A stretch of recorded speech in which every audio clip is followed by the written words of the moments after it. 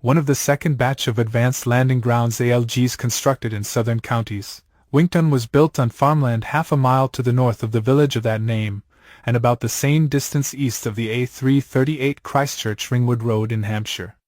Most of the 300 acres involved were in the parish of Sopley, located in the middle of one of the tightest concentrations of airfields in the country, being only 2 miles from the aerodrome at Christchurch and some 3 miles from both Herne and Holmesley South.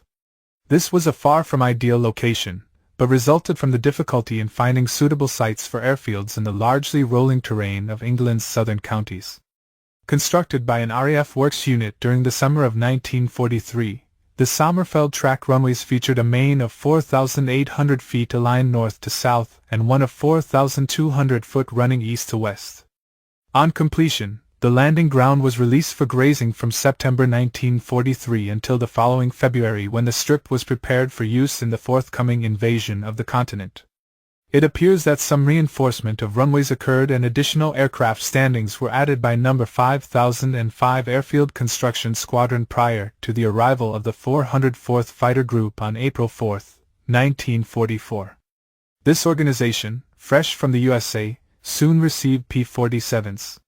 The component units, the 506th, 507th and 508th Fighter Squadrons, were respectively allotted the code markings 4K, Y8 and 7J. Intensive training and theater procedures found the group equipped and ready for operations before the end of the month, and its introductory sweep of the enemy coastline took place on May 1.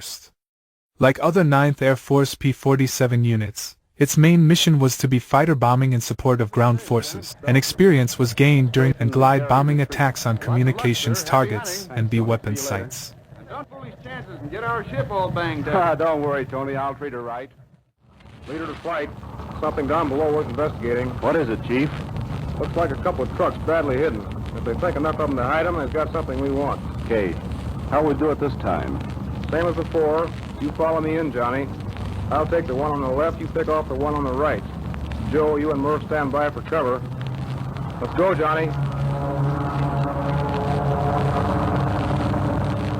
2 sleek thunderbolts peel off and dive toward the trucks below. Johnny watches the CO out ahead. Chief's guns are harmonized for 300 yards, and at that distance form a 6-foot cone of fire. Johnny knew why his chief was waiting. When he did open up, it would mean something. Yes, sir, it did. One short burst from 850 caliber machine guns drew a straight line from plane to ground, and the German trucks disappeared in a sheet of flame. Johnny smiled as the leader banked away to the left. That was mighty good shooting. Now it was his turn. The path was clear ahead. Johnny opened up at 400 yards. He saw tracers pile into the victim. Clouds of dust sprang up, but no explosion followed. Another burst. Still nothing happened. Johnny kept on firing burst after burst, get home. Then, well, he had to stop. It was time to pull out. Johnny was disappointed. He got her leveled out. Then he saw it, a licking flame beneath the truck. At barely 40 feet above the ground, 400 miles per hour, Johnny passed over his target and the truck exploded. Johnny's plane bounced skyward, whipped over on the left wing, careened about dangerously close to the ground. Johnny's hand was quick on the controls, and he rolled her slowly back to level flight. Yeah, it was a close call, but he made it. He turned to join his comrades for the flight back to base. On May 8th, 2nd Lieutenant Chester Dunsmore was credited with the destruction of the first enemy aircraft shot down by the 404th. And in another action, 1st Lieutenant Ben Kitchens was also successful on May 19th. However, these 2 victories were to be the only ones that the 404th Fighter Group pilots achieved while flying from Winkton. On June 6th and following days, the 404th was assigned a patrol area over the beachheads. The intensity of fighter bombing attacks on raid and road targets in France increased later in June before the group was alerted for a move to a Normandy landing ground. This began early in July with the main aircraft movement on the 6th. The rear party had departed by the middle of the month.